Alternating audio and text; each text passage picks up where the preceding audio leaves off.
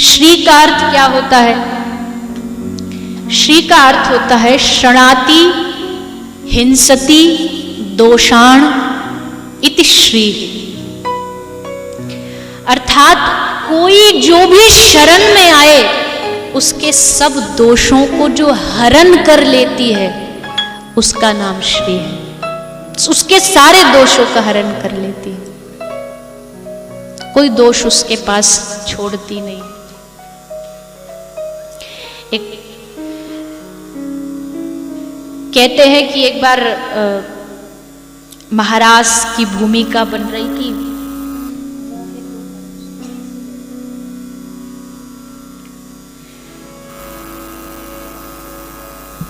महाराज की भूमिका बन रही थी और उस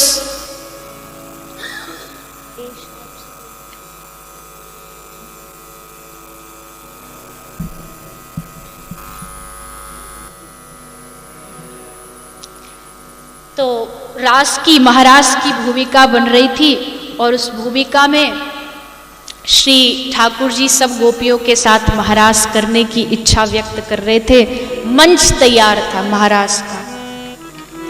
सब सखियां विचित्र विचित्र आभूषण पहन के आई थी, सुंदर सुंदर श्रृंगार करके, सुंदर तिलक पत्रावली लगाई थी और सभी सखी एक स्वर से गा रही थी, गान कर रही थी, सब गा रही थी। पर उन सखियों में एक सखी थी, उसका स्वर थोड़ा कच्चा था, बार बार स्वर बिगड़ रहा था। तो उस समय श्री राधा रानी ने देखा कि ये थोड़ी अभी कच्ची है, तो राधा रानी ने उस सखी को अपने पास बुलाया, इधर आ। वो गई श्री जी के पास और श्री राधा रानी ने उसके मस्तक पर अपना कर कमल रखा और जैसे अपना कर कमल रखा उस सखी में सारी कलाएं एकदम से आ गई, सारी कलाओं से भर गई। जो सारी कलाओं को प्रदान करती है उसी को श्री कहते हैं। और केवल मानवों को नहीं, कृष्ण को भी अगर कोई कला प्रदान करता है तो वो राधा रानी है। ब्रज में महावाणीकार लिखते हैं कि सुगढ़ भये हो बिहारी यही छाते। सुगढ़ जो आप बने हो ना, इतने गुणवान, ये इन्हीं की छाया का प्रताप है। इतने इतराओ मत, इतने बनो मत। पर अब क्या करें, लाडली गोरी के गुण गर्वी लो।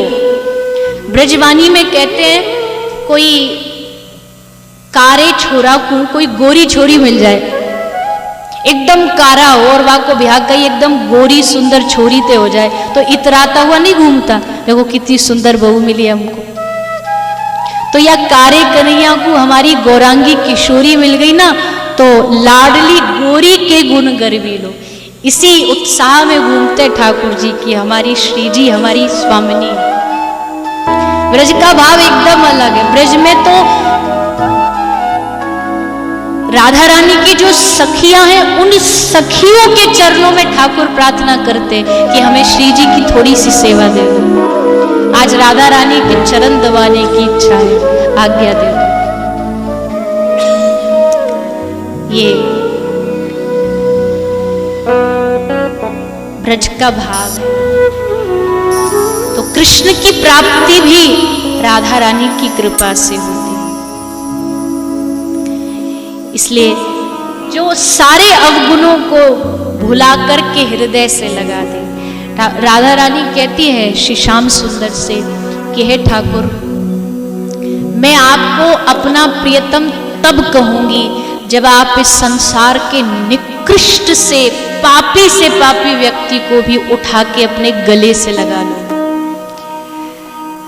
तब मैं आपको अपनी सेवा का अधिकार दूंगी। यानी कोई पापी भी हो उस पर भी। अब एक गुड़ चाह करके भी आपको कड़वाहट नहीं दे सकता।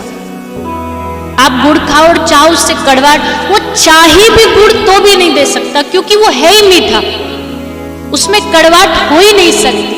तो श्री राधा रानी भी करुणा की भंडार है, दया की भंडार है। अब जिनके पास है ही करुणा, तो करुणा के अलावा देंगी क्या?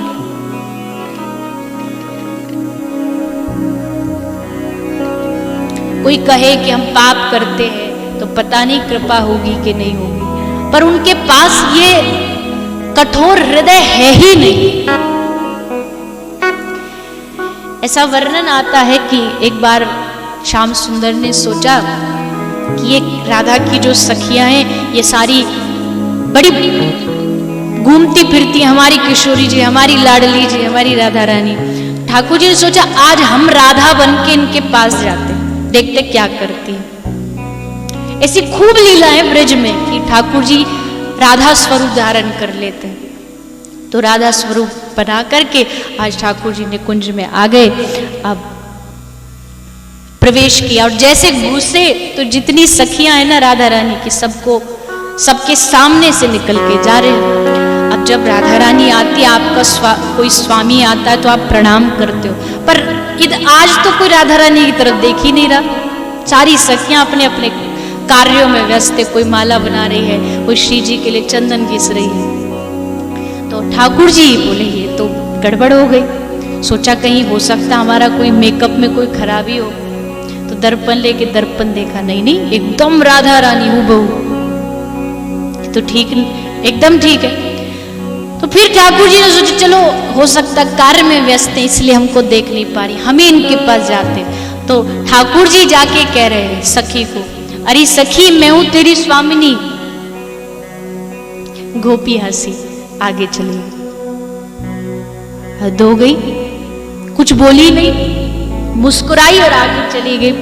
बार बार जो भी सखी वहां से निकल के जाती, ठाकुर जी कहते अरे अरे मैं राधा हूं, कोई मुझे देखो तो, कोई पहचानो तो, पर सारी सखी मुस्कुरा रही। ठाकुर जी बोले बहुत हो गया, एक को पकड़ा, बोले तुम सब मुझे मान क्यों नहीं रही कि मैं राधा रानी हूं? तो सखी ने मुस्कुराते हुए कहा, हे श्याम सुंदर, राधा जैसा स्वरूप तो बना लोगे, पर पहले ये बताओ राधा जैसा हृदय कहां से लाओगे? राधा जैसा हृदय भी तो होना चाहिए, वो तो लेकर के आओ। कैसा है राधा का हृदय, मुझे कैसे पता लगेगा? मैं जानना चाहता हूं क्या है राधा का हृदय। तब ठाकुर जी कलयुग में श्री चैतन्य महाप्रभु के रूप में प्रकट हुए। शरीर तो कृष्ण का था पर हृदय राधा का था, तभी तो दिन रात हरि बोल जैसे सुनते थे, सुनते कान में राधा नाम जाती बेहोश हो जाते थे, कृष्ण नाम जाती बेहोश हो जाते थे, क्योंकि हृदय राधा का था।